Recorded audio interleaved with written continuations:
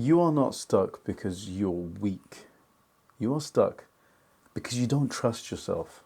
And until we fix that, nothing, nothing in your life is going to move. And that's the truth. You don't have a clarity problem.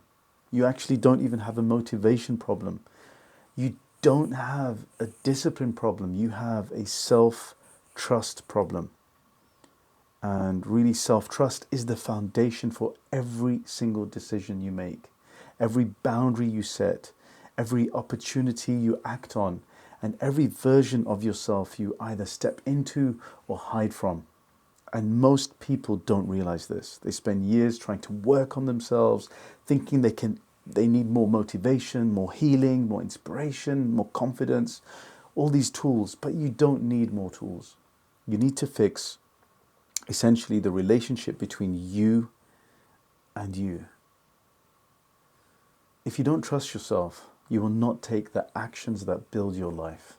Your nervous system will shut you down before you even begin. And that's exactly what's been happening. Let me take you into a real moment that shows this perfectly. I used to know a guy called Adam in his late 30s. Great guy, good job, responsible. One of those people everyone thinks has it together kind of guy. But inside, he was living with a constant sense of pressure. No panic attacks, no breakdowns, just that continuous hum of internal tension. Like he was always behind, always failing in some invisible way, always waiting for something to go wrong. And every decision he made, that felt heavier than it really should. Every email, every message, every conversation, every choice, his nervous system treated normal life like a threat. And it only hit him one night when he's lying in bed at 2 a.m., exhausted, but wired, chest tight, mind racing, and he couldn't sleep because he was terrified about something as simple as replying to an email the next day. Just one email. Not life or death, not a huge decision, just a simple reply. But his nervous system was responding like it was dangerous. And in that moment, he finally said the truth. Well, it was a long journey, but he didn't feel safe inside his own decisions. And that sentence changed everything. Because that wasn't about an email. That was about his entire life. He didn't trust himself.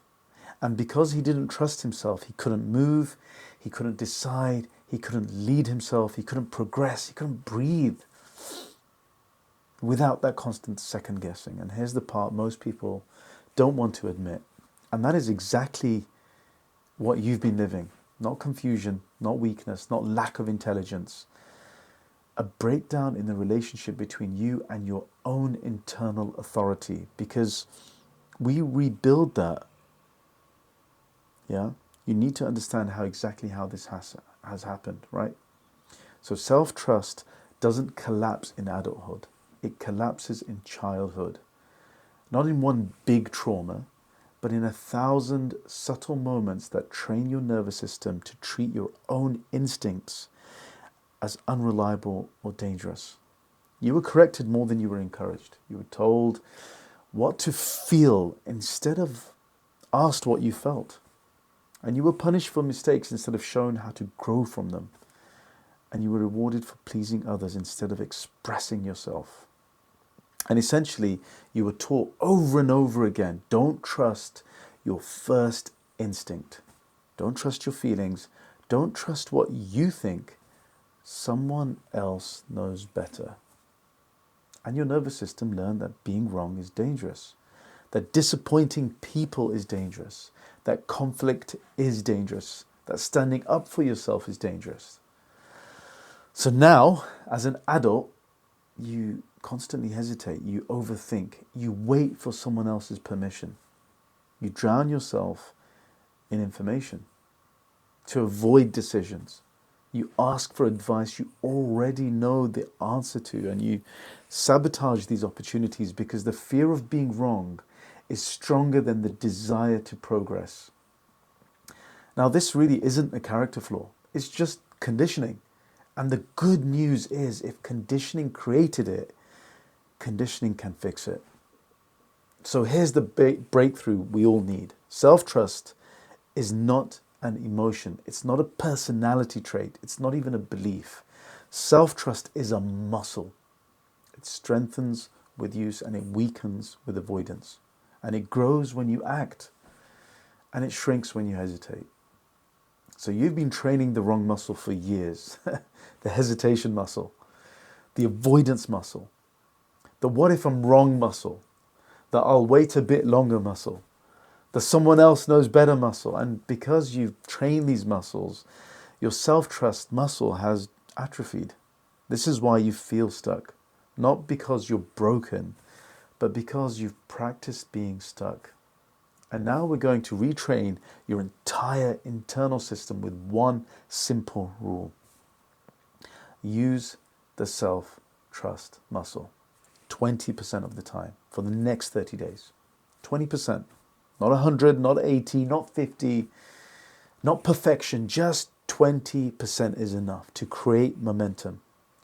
20% is enough to rebuild identity. 20% is enough to give your nervous system the evidence it needs to trust your internal voice again. So let's break this down so your brain, your body, and your emotions understand it fully. Most of the time, you already know what you need to do. Your instinct speaks before your fear does, and your clarity arrives before your doubt arrives. So your truth appears, and then your anxiety comes after. You always know. The problem isn't the clarity. The problem is this execution, this hesitation muscle. The problem is fear interrupting your instinct before you take this action. So this 20% rule works like this. When your instinct speaks, even in small moments, just follow it 20% of the time. Not all the time, not every moment, not heroically, just enough to give you that sense of a new pattern. When I know the truth, I act on it. This is how you rebuild this muscle. Now let me show you exactly what this might look like. Okay, so let's break it down further. Step one is to reconnect. So before you make decisions, just pause, sit down, and get present in yourself. Ask what feels true right now for me. Not what avoids discomfort, not what keeps the peace, not what do people expect from me, but what feels true to me right now. Your body always knows long before your fear comes. So that's step one. Step two, state the truth plainly in one sentence. Direct, no softening, no over-explaining, no I'm sorry, that doesn't feel right, I'm avoiding something. Stay stuck on purpose. I'm done living small, and truth is the foundation for this self-trust. And step three, take one aligned action. Just a step. Nothing massive, nothing life-changing. Just you need that one step, a message, a boundary, a small decision, a task you've been avoiding, a direction shift. So every aligned action tells your nervous system, actually I can rely on myself. I do what I say I'll do. My internal signals are safe. And this is how, over time, your identity changes. This is how you rebuild the relationship between you and you. Now, here's this identity challenge that will make you build yourself further. So every time you hesitate, every time you avoid, every time you override your instinct that you've been building for years, you're training yourself to be someone you're not. You're teaching yourself to live below your potential when you follow the old patterns. You distrust your own voice. So now you're teaching yourself to depend on internal approval, and you're training your nervous system. So before, you were training your nervous system to collapse every time you face uncertainty. And this isn't who you are. It's not what you were meant to be. You were built to lead yourself, to move with conviction, to act with clarity, to follow your truth, even when it scares you. And just you've simply forgotten that. So because hesitation has been that practice daily, today we reverse it completely. Today you begin retraining the most important muscle in your life. self-trust. So let me tell you what will change when this muscle activates. Your decisions become much faster, cleaner, simple, nothing rushed, just aligned. And because it comes from you, your anxiety drops. You're not worried about what other people think. You no longer feel in a danger zone. Your boundaries become natural instead of forced. And so you stop chasing other people's validation, because your internal validation is the one that means something. And so you stop apologizing for your truth. You stop downplaying your needs. You stop shrinking to make others comfortable. And you start showing up like an adult that you are, of your own life. Not the child waiting for guidance, not the follower waiting for permission, but the leader who trusts themselves to act. And here's the part I want you to feel in your bones. Your life shifts the second you start acting like someone who trusts themselves. Not thinking, not journaling, not planning, pure action. And the moment you take the first aligned step, your identity begins to move. Your nervous system begins to recalibrate, and your internal leadership comes back online. So here is the assignment for the next 30 days. Follow your instinct 20% of the time. Not perfectly, not all the time, not even dramatically, just 20%. Give yourself 20% courage, 20% honesty, 20% alignment, 20% self-respect. And that's enough to rebuild the muscle.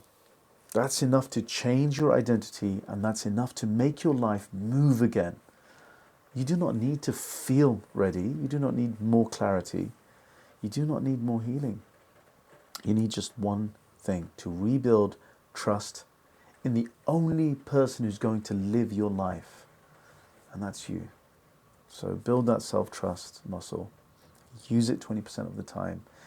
And honestly, watch your entire life shift in ways you didn't think were possible. Yeah, let me know how you're going in the comments. Keep me posted. I'm going to be doing this. Let's do this together and rebuild that muscle. Take care.